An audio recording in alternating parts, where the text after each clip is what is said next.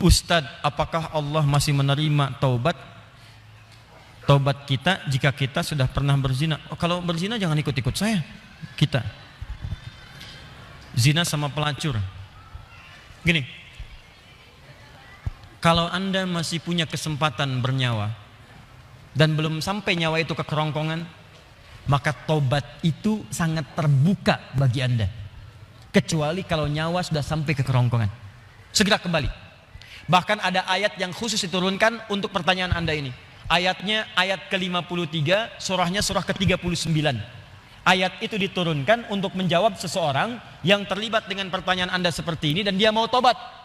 Maka Allah turunkan ayat kuliah, ibadiyalladzina asrafu ala anfusihim la taqnatu min rahmatillah. Katakan Muhammad pada hamba-hambaku yang telah berbuat israf. Di antara israf yang mengerjakan perbuatan dosa besar.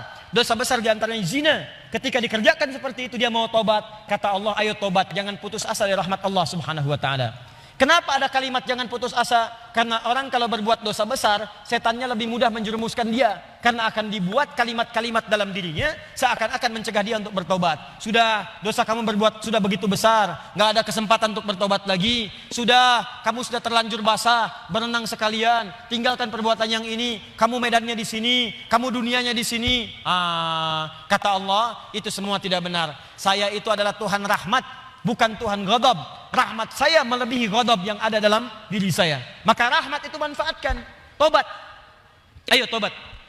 Saya katakan, jangankan Anda, pelacurnya pun, maaf ya, duhai perempuan-perempuan dimanapun Anda berada yang terjebak dalam pengaruh setan untuk menjajakkan dirinya sehingga disebut dengan pelacur. Maaf, saya tidak ingin memperindah bahasa ini. Saya tegaskan pada Anda ya, kalau maksiat itu istilahnya jangan dibikin sopan. Kalau dibikin sopan nanti bangga tampilannya. Maaf, koruptor maling. Ketika dibuat koruptor, dipakein jaket kuning, cuma pakai jaket, masya Allah, enak banget senyum-senyum bawa tas. Kontingen koruptor Indonesia bawa tas, senyum, foto-foto, bilang maling. Samakan dengan ayam. Kenapa orang pencuri ayam disebut maling? Pencuri uang ratusan miliar triliun disebut dengan koruptor. Walaupun mungkin maknanya berbeda, tapi kalimatnya diperindah. Maaf, perempuan menjajakan diri di malam hari jangan disebut kupu-kupu, nggak ada hubungan. Kupu-kupu aja nggak begitu. Ya, sebut aja dengan bahasa yang menjijikkan itu sehingga orang menjauhinya. Pelacur, selesai. Laki-lakinya apa? Jangan dipersempit. Buaya aja nggak begitu. Udah sebut aja misalnya pria jahat, pria buruk, pria pezina, selesai. Tuh pria pezina tuh. Bukan itu hidung belang, hidungnya sama.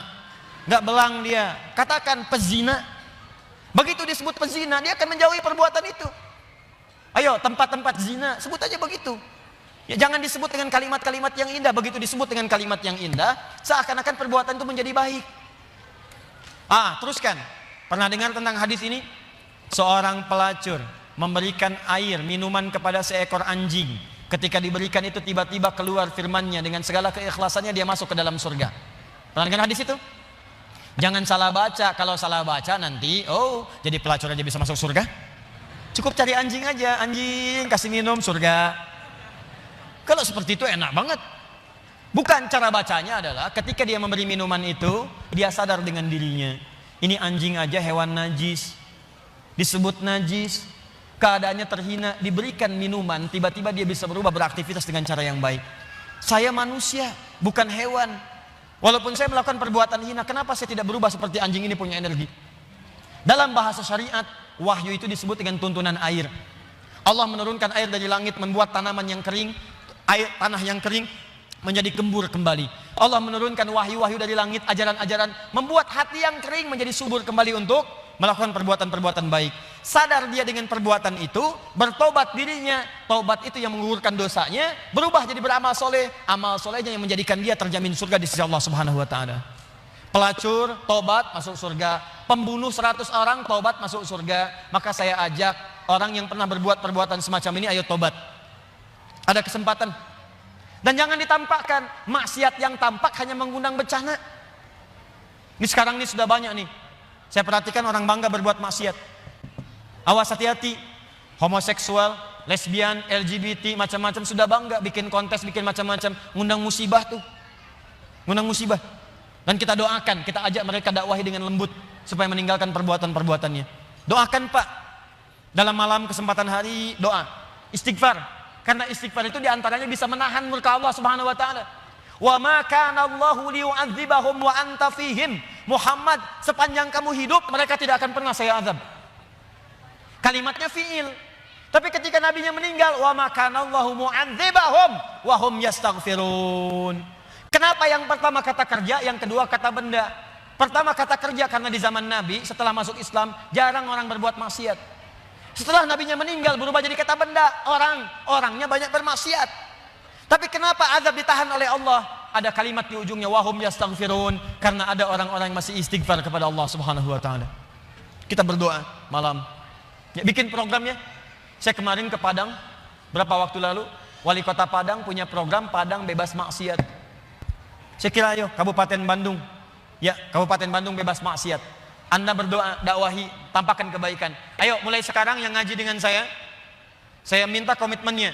Kalau Anda pegawai berangkat ke kantor, perilaku yang baik, tunjukkan nilai keislaman, jujur dalam bekerja, jangan takut. Anda tidak akan kehilangan rezeki.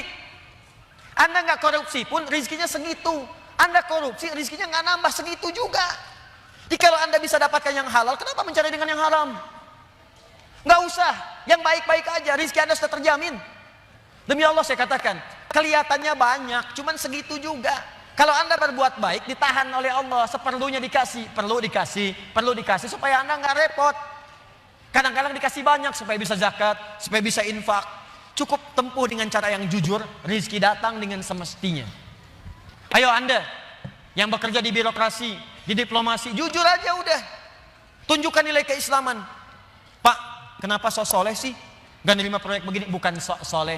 Saya ingin menunjukkan bahwa agama yang saya peluk selalu mengarahkan pada nilai-nilai kebaikan. Demi Allah saya katakan, saya tidak menerima ini pun rezeki saya akan didapatkan dengan seperlunya. Sesuai dengan kebutuhan saya. Paham? Ditinggalkan yang tidak baik. Apapun pekerjaan Anda, yang polisi, yang tentara, yang macam-macam, yang camat, yang lurah, yang bupati. Ayo, kalau Anda merasa mengaji dengan kami, tunjukkan bahwa apa yang kita pelajari bisa dipraktekkan dalam kehidupan. Yang seperti ini, tobat. Kalau Anda tobat, saya doakan, saya bermohon pada Allah, semoga yang bertanya ini kalau benar-benar dia bertobat, dan semua yang bermaksiat bertobat, saya bermohon pada Allah, semoga dimuliakan dengan surga saat kembali kepada Allah Subhanahu Wa Taala.